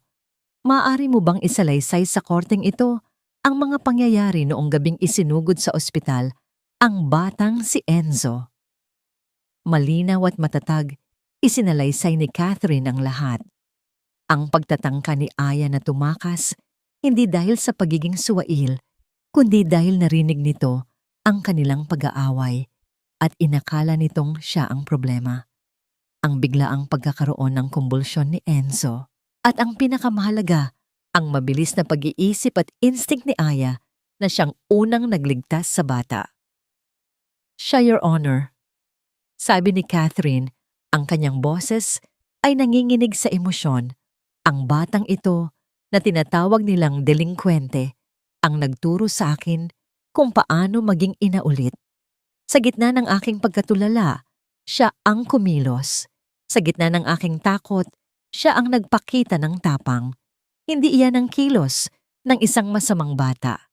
Iyan ay ang kilos ng isang kapatid na handang ibigay ang lahat para sa kanyang pamilya. Ang mga salita ni Catherine ay tumagos sa puso ng marami sa loob ng silid. May ilang napaluha, ngunit si Attorney Reyes ay hindi nagpatinag. Tumayo siya para sa kanyang cross-examination, isang mapanuyang ngiti sa kanyang mga labi. Isang napakagandang kwento, Mrs. Mariano. Sabi niya puno ng sarkasmo. Ngunit hindi ba't totoo na bago ang gabing iyon, kinasusuklaman ninyo ang mga bata? Hindi ba't totoo na itinuring ninyo silang basura na pumasok sa inyong malinis na pamamahay? Totoo, sagot ni Catherine nang walang pag-aalinlangan na ikinagulat ng lahat pati na ni Attorney Reyes. Totoo na nabulag ako ng sarili kong pighati. Naging makasarili ako at pinagsisisihan ko yon nang higit pa sa kayang sabihin ng mga salita. Ngunit ang gabing iyon, ginising ako ng mga bata sa katotohanan. Ipinakita nila sa akin na ang pamilya ay hindi tungkol sa dugo, kundi tungkol sa pagmamahal. Natigilan si Attorney Reyes. Ang kanyang tangkang ipahiya si Catherine ay bumalik sa kanya. Bago pa siya makabawi, nagpatuloy si Catherine. Ang tanong dito, attorney, ay hindi kung ano ako noon, kundi kung sino sila ngayon. Sabi niya itinuro sina Vanessa at John. Sila ang mga magulang, sila ang may dugo.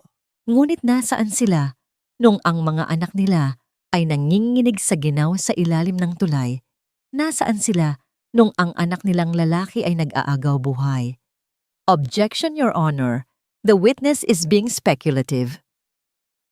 Sigaw ni Attorney Reyes halatang natataranta na. Sustained, sabi ng hukom. Ngunit ang pinsala ay nagawa na. Nang akala ng lahat ay tapos na ang araw, biglang sinabi ng abogado ni Mariano, Your Honor, the defense would like to call a surprise witness.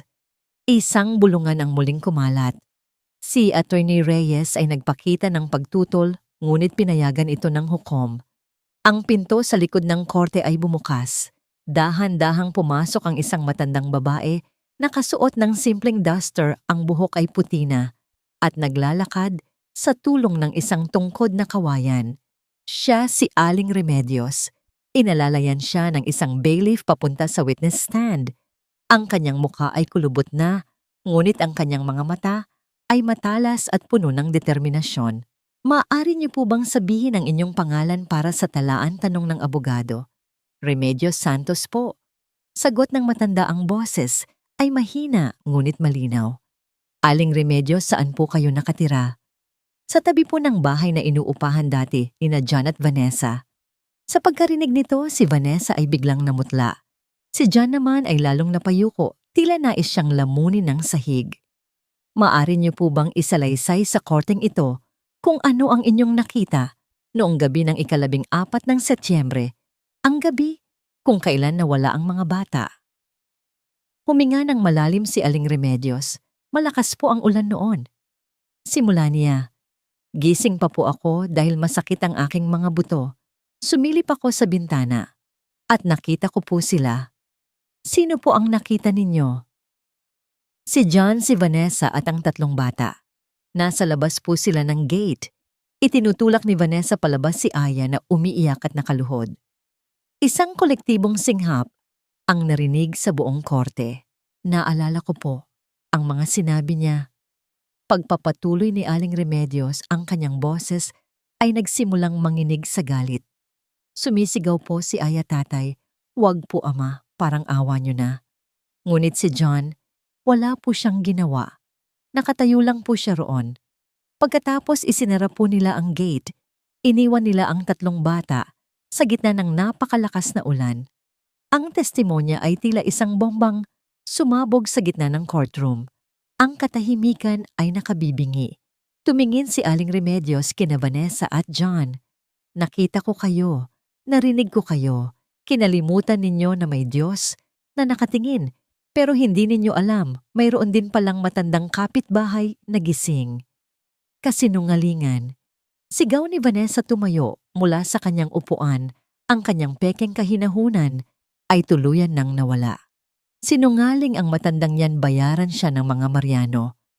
Silence, muling sigaw ng hukom, paulit-ulit na ipinupukpok ang kanyang martilyo. Ngunit ang mga salita ni Aling Remedios na binitawan ng may simpleng katotohanan ay mas malakas pa kaysa sa anumang sigaw. Ang kanyang testimonya ang naging huling pako sa ataol ng mga kasinungalingan ni Vanessa. Ang mukha ni Attorney Reyes ay gumuho. Alam niyang tapos na ang laro. Si Vanessa ay nanginginig sa galit at takot, at si John sa wakas ay nag-angat ng tingin. Ang kanyang mga mata ay puno ng luha ng pagsisisi, ngunit huli na ang lahat. Nagdeklara ang hukom ng pagtatapos ng sesyon para sa araw na yon. Ang korte ay mag-ordina ng isang masusing investigasyon batay sa testimonya ng saksi, anunsyo niya. Habang nagkakagulo ang mga tao, nagtama ang tingin ni Catherine at Aling Remedios.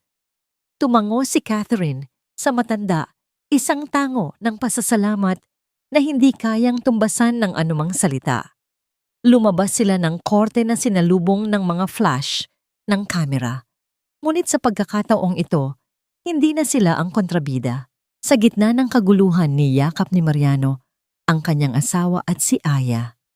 Ang laban ay hindi pa tapos, ngunit ang pinakamadilim na gabi ay nagwakas na. Ang liwanag ng katotohanan ay nagsisimula ng sumikat. Ang testimonya ni Aling Remedios ay ang spark na nagsindi ng apoy. Sa loob lamang ng 24 na oras, ang buong kaso ay bumaligtad. Sa utos ng hukom, sinalakay ng mga awtoridad ang opisina ni Attorney Adrian Reyes. Doon natagpuan nila ang hindi maikakailang ebidensya, mga pekeng dokumento, mga bank transfer record na nagpapatunay ng panunuhol kay Miss Jessa at isang draft ng script para sa mga kasinungalingang sinabi ni John sa korte. Ang balita ay sumabog sa lahat ng news outlet.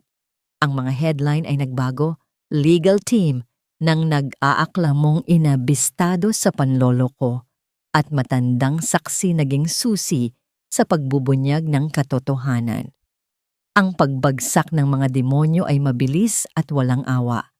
Si Attorney Reyes ay inaresto Habang sinusubukang tumakas sa bansa, si Miss Jessa ay sinibak sa kanyang pwesto at nahaharap din sa kaso. Ang online journalist na si Kevin ay naglabas ng isang publikong paghingi ng tawad. Sinasabing siya ay nalinlang din, ngunit ang kanyang kredibilidad ay wasak na. Sa pasilyo ng korte sa isang araw, na walang pagdinig nagkasalubong ang landas ni na Mariano at Aya at ni John. Ang dating ama ng bata ay mukhang isang dekada ang itinanda. Ang kanyang mga mata ay namumugugto, ang kanyang mga balikat ay lupaypay. Aya, sabi niya, ang boses ay basag. Anak, patawarin mo ako. Umabot siya para hawakan ang braso ng bata, ngunit si Aya ay mabilis na umatras at nagtago sa likod ni Don Mariano. Ang takot at sakit sa mga mata ng bata ay malinaw pa rin. Nabulag ako, anak. Pagpapatuloy ni John, ang mga luha ay tumutulo na sa kanyang pisngi. Pinagsisisihan ko ang lahat. Halika na, anak. Umuwi na tayo. Itatama ko ang lahat. Umiling si Aya, ang kanyang maliliit na kamay ay mahigpit na nakakapit sa laylayan ng Amerikana ni Mariano. Tumingala siya sa lalaking nagligtas sa kanya, ang lalaking ipinaglaban siya. Siya po ang tatay ko, sabi ni Aya sa mahinang boses, ngunit sapat na para marinig ni John. Ang mga salitang iyon ay tila isang huling suntok na nagpabagsak kay John. Napaluhod siya. Sa gitna ng pasilyo, ang kanyang mga hikbi ay umalingaw-ngaw sa katahimikan. Huli na. Ang tiwalang sinira niya noong gabing iyon, sa gitna ng ulan, ay hindi na kailanman maibabalik. Ngunit ang pinakadramatikong pagbagsak ay nakalaan para kay Vanessa. Nang ilalabas na siya ng korte, matapos ang isang maikling pagdinig para sa kanyang kasong perjury, hinarang niya ang daraanan ni na Catherine, na kalalabas lang din mula sa isang pulong kasama ang kanilang abogado. Ang mga pulis ay nasa tabi ni Vanessa, handa nang pusasan siya. Ang mukha ni Vanessa ay hindi na ang mukha ng isang nagdadalamhating ina. Ito ay ang mukha ng isang halimaw na nasukol puno ng galit at pagkamuhi. Ang kanyang buhok ay magulo, ang kanyang mga mata ay nanlilisik. Ikaw, sigaw niya, itinuro si Catherine. Ikaw ang may kasalanan ng lahat ng ito. Napaka-perpekto ng buhay mo. Mayaman ka, maganda ka na, sa'yo na ang lahat. Bakit hindi mo nalang hayaan na makuha ko ang nararapat para sa akin? Kalmadong tumingin si Catherine sa kanya. Ang pinag-uusapan mo ay pera, Vanessa. Ang pinaglalaban ko ay mga bata. Mga bata. Tumawa si Vanessa ng may kabaliwan. Ang mga batang yan ang sumira sa buhay ko, lalo na ang panganay mong demonyita. Sana hinayaan mo na lang silang mamatay sa ilalim ng tulay. Napasinghap ang mga taong nasa paligid. Ang mga kamera ay nagsimulang mag-flash. At ikaw, pagpapatuloy ni Vanessa ang kanyang boses, ay naging isang mapanganib na bulong. Lumapit siya ng kaunti kay Catherine. Akala mo ba mas magaling ka sa akin? Pareho lang tayo. Pareho tayong nawalan ng anak. Ang pagkakaiba lang ang sayo, patay na talaga. Kaya siguro desperada kang palitan siya, ano? Kahit sa isang batang magnanakaw lang. Ang pagbanggit sa pangalan ni Mia ay ang huling gatilyo. Isang bagay ang pumutok sa loob ni Catherine. Ang lahat ng sakit, lahat ng pighati, lahat ng galit na kinimkim niya sa loob ng isang taon ay sumabog sa isang marahas na kilos. Sa isang mabilis at malakas na galaw, itinaas ni Catherine ang kanyang kamay at isang malutong na tunog ang umalingaw-ngaw sa buong pasilyo. Isang malakas na sampal ang dumapo sa pisngi ni Vanessa, sapat na para mapaatras ito at halos matumba. Ang buong pasilyo ay natahimik, maging ang mga pulis ay natigilan. Si Vanessa ay napahawak sa kanyang namumulang pisngi. Ang mga mata ay nanlalaki sa gulat. Humarap si Catherine sa kanya, ang kanyang katawan ay nanginginig sa galit, ang kanyang mga mata ay nag-aapoy na parang impyerno. Ang boses niya, nang siya ay magsalita, ay hindi pa sigaw, kundi mababa at puno ng lason. Huwag na, huwag mong babanggitin ang pangalan ng anak ko. Bawat salita ay isang dagok. Ang awtoridad at sakit sa kanyang boses ay sapat na para patahimikin ang sinuman. Sa sandaling iyon, hindi siya si Doña Catherine ang mayamang asawa ni Don Mariano. Siya ay si Catherine ang ina ni Mia. Isang inang leon na poprotektahan ang kanyang supling kahit ang alaala na lang nito. Ang mga pulis ay mabilis na kumilos. Hinawakan nila si Vanessa na ngayon ay nagwawala na. Pagsisisihan mo to, babalikan kita. Sigaw ni Vanessa habang kinakaladkad siya palayo, pinoposasan ang kanyang mga kamay. Hindi pa tayo tapos. Ngunit ang kanyang mga banta ay nawalan na ng saysay. Para sa lahat ng nakasaksi siya ay isang talunang kontrabida na gumagawa ng kanyang huling desperadong eksena. Naiwan si Catherine sa gitna ng pasilyo nanginginig pa rin. Lumapit si Mariano at niyakap siya ng mahigpit. Hindi siya nagsalita. Niyakap lang niya ang asawa, hinayaan itong ilabas ang lahat ng sakit na matagal na nitong itinatago. Nang huminahon si Catherine, tumingin siya sa paligid. Ang mga tao ay nakatingin sa kanya, hindi nang may panghuhusga, kundi nang may pag-unawa at respeto. Ang pagbagsak ng mga demonyo ay hindi lamang tungkol sa pagkapanalo sa isang kaso. Ito ay tungkol sa pagbawi ng kapangyarihan.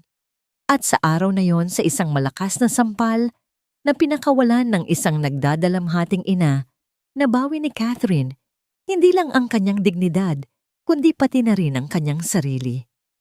Ang araw ng huling pagdinig ay dumating na may kasamang mabigat na kalangitan, tila nakikiramay sa bigat ng desisyong nakasalalay.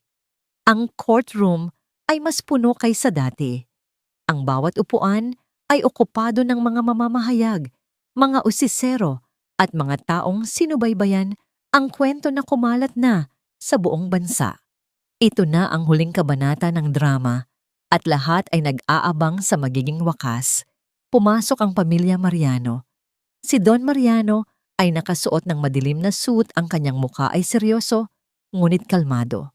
Sa kanyang tabi ay si Doña Catherine, suot ang isang simpleng puting bestida, isang simbolo ng bagong simula at kalinisan.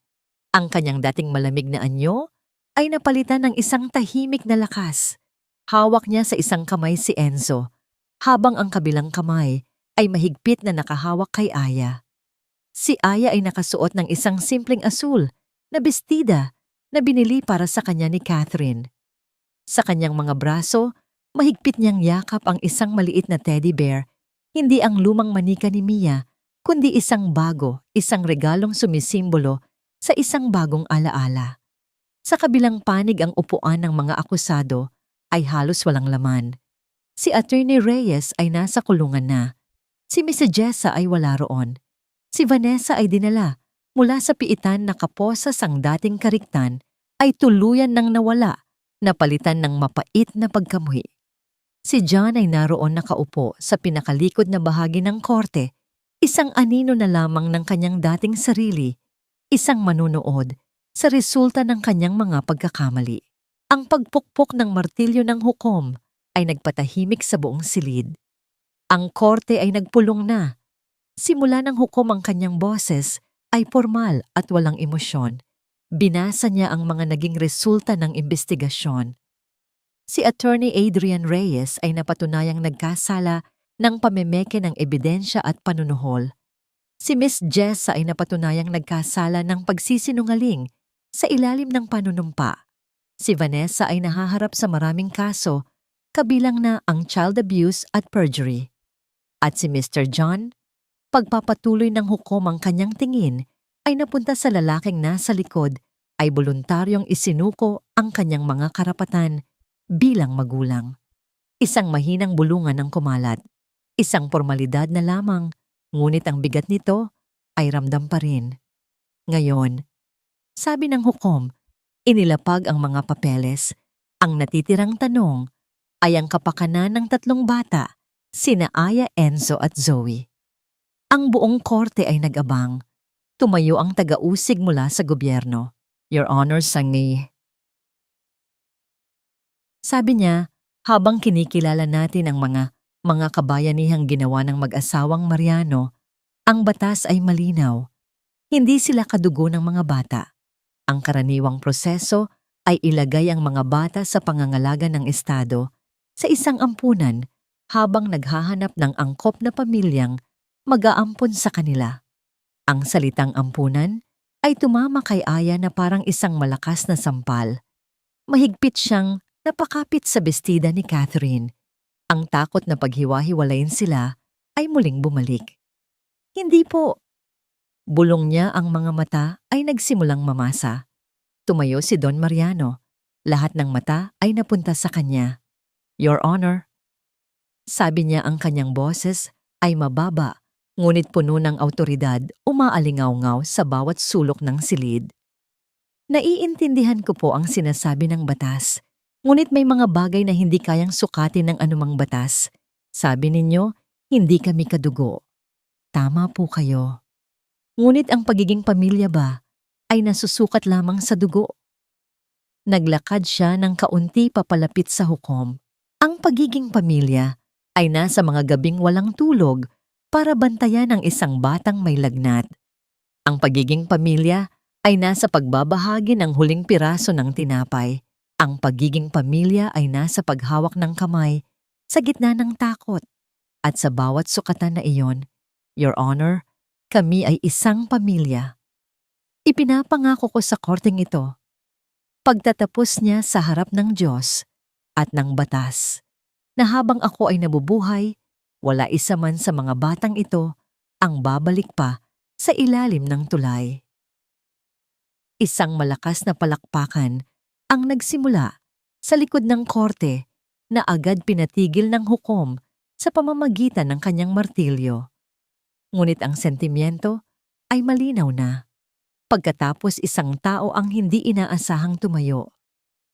Si Doña Catherine. Lahat ay napatingin sa kanya. Naglakad siya at tumayo sa tabi ng kanyang asawa. Your Honor. Sabi niya, ang kanyang boses ay malinaw at matatag. 1 taon na ang nakalipas na walan ako ng anak. At sa pagkawala niya, akala ko namatay na rin ang puso ko. Akala ko, hinding-hindi na ako muling magiging isang ina. Ang kanyang mga mata ay napuno ng luha, ngunit hindi siya tumigil. Ngunit dumating sina Aya, Enzo at Zoe at ipinakita nila sa akin na ang isang pusong wasak ay maaari palang tumibok muli. Itinuro nila sa akin kung paano magmahal muli. Tumingin siya kay Aya na nakatingin din sa kanya, umiiyak. Ngumiti si Catherine sa bata. Hindi ko na po ibabalik ang nawala sa akin. Sabi niya, ang kanyang boses ay basag na dahil sa pag-iyak. Pero binigyan ako ng Diyos ng pagkakataong maging ina ulit. Sila na po ang mga anak ko ngayon. Sila na po ang buhay ko. Hindi na napigilan ni Aya ang sarili. Bumitaw siya sa upuan, tumakbo, papalapit kay Catherine at niyakap ang kanyang mga binti. Mama, sabi niya sa gitna ng kanyang mga hikbi. Mama, huwag mo po kaming iiwan. Iyon ang unang pagkakataon na tinawag niyang mama si Catherine. Ang salitang yon na binitawan ng isang 6 na taong gulang na bata ay mas malakas pa kaysa sa anumang legal na argumento. Binuhat ni Catherine si Aya at niyakap ng mahigpit. Ang eksena ay nagdulot ng luha sa marami, maging sa ilang matitigas na mamamahayag. Ang hukom ay napatingin sa kanila. Sa loob ng ilang sandali, ang kanyang profesional na anyo ay nawala. At ang nakita ng lahat ay isang tao na naantig sa kanyang nasasaksihan. Kinuha niya ang kanyang salamin at pinunasan ito. Ipinukpok niya ang kanyang martilyo, ngunit sa pagkakataong ito, mahina lang. Sa ilalim ng kapangyarihang ipinagkaloob sa akin ng batas, anunsyo ng hukom, ang kanyang boses ay may bahid na ng emosyon at isinasaalang-alang ang pinakamabuting kapakanan ng mga bata. Ipinagkakaloob ko ang buo at permanenteng kustodyanin na Aya, Enzo at Zoe sa mag-asawang Don Mariano at Doña Catherine Mariano. Ipinukpok niya ang martilyo sa huling pagkakataon. Case closed. Sa loob ng ilang segundo, katahimikan ang naghari. Pagkatapos isang malakas na palakpakan at sigawan ng tuwa ang pumuno sa buong korte. Sa gitna ng lahat ang mag-asawang Mariano at si Aya ay magkayakap pa rin. Umiiyak sila, hindi dahil sa sakit o lungkot, kundi dahil sa purong kaligayahan. Si Enzo at Zoe na hawak ng isang social worker ay dinala palapit sa kanila. Sa unang pagkakataon sila ay kumpleto. Isang pamilya na binuo hindi ng dugo, hindi ng batas, kundi ng mga pira-pirasong pusong natutong maghilom ng magkakasama. Sa wakas, pagkatapos ng mahabang at madilim na gabi, sila ay nakauwi na. Lumipas ang ilang buwan. Ang tag-ulan ay napalitan ng mainit at maliwanag na sikat ng araw. Kasabay ng pagbabago ng panahon, nagbago rin ang kapaligiran sa loob ng mansyon ng mga Mariano. Ang dating malamig at malungkot na bahay na puno ng mga anino ng nakaraan ay ngayon ay isang tahanan na puno ng buhay, init at halakhak. Ang dating katahimikan ay napalitan ng mga tunog ng kaligayahan, ang pag-iyak at pagtawa ng kambal na sina Enzo at Zoe, ang masayang sigaw ni Aya habang naghahabulan sila ng kanilang bagong aso sa malawak na hardin, at ang malumanay na tugtog ng piano na muling tinutugtog ni Doña Catherine. Ang pagbabago kay Catherine ang pinakakita sa lahat. Ang dating laging nakasimangot na mukha ay madalas nang mapangiti. Ang mga mata niyang dating walang buhay ay ngayon ay kumikinang lalo na kapag pinagmamasdan niya ang kanyang mga anak.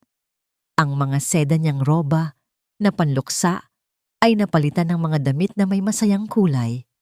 Muli siyang natutong mabuhay, hindi para kalimutan si Mia, kundi para parangalan ang alaala nito sa pamamagitan ng pagbibigay ng pagmamahal sa 3 batang nagligtas sa kanya.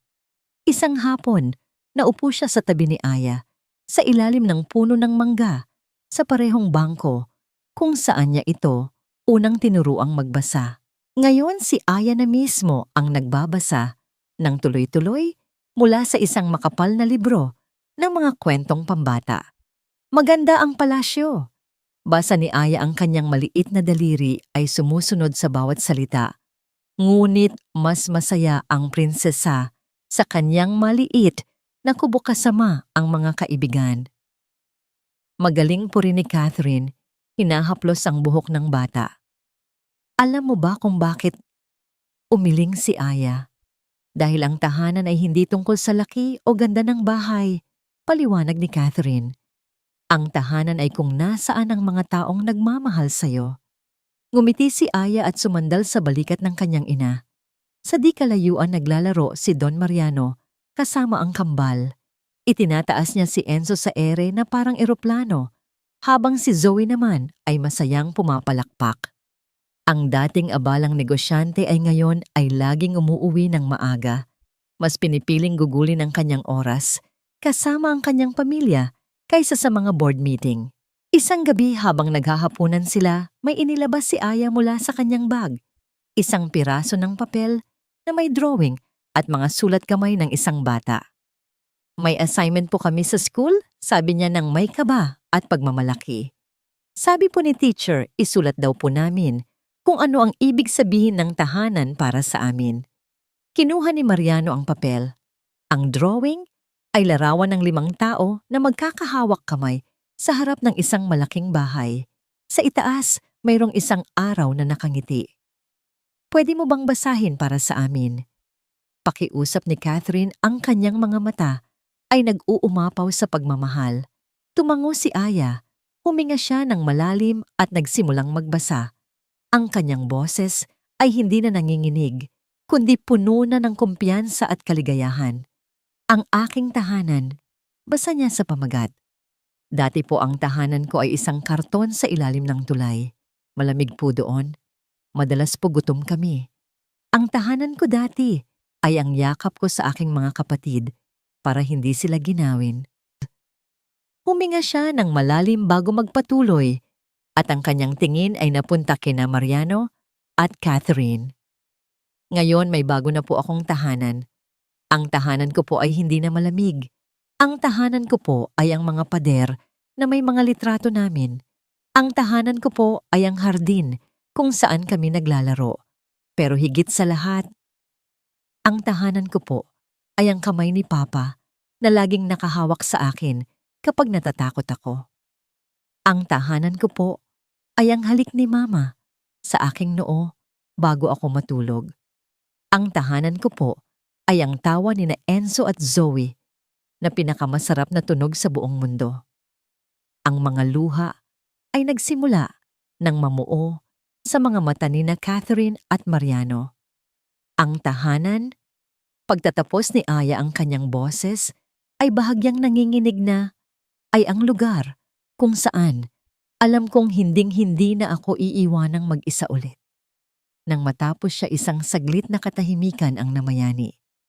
Pagkatapos tumayo si Catherine mula sa kanyang upuan, lumapit kay Aya at niyakap ito ng napakahigpit. Sumunod si Mariano, niyakap silang dalawa.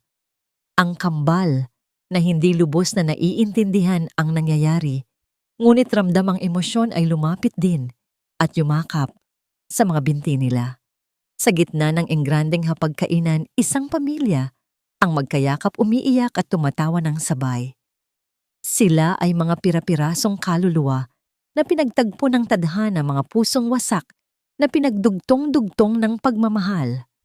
Sa labas ang araw ay dahan-dahang lumulubog, nag-iiwan ng ginintuang sinag na tumatagos sa mga bintana ng mansyon. Ang mga anino ng nakaraan ay tuluyan ng naglaho. Pinalitan ng isang mainit at maningning na liwanag, at si Aya sa gitna ng yakap ng kanyang bagong pamilya ay nakangiti. Hindi na siya ang batang babae sa ilalim ng tulay. Siya na si Aya Mariano, isang anak, isang kapatid, at sa wakas isang batang natagpuan na ang kanyang tunay na tahanan.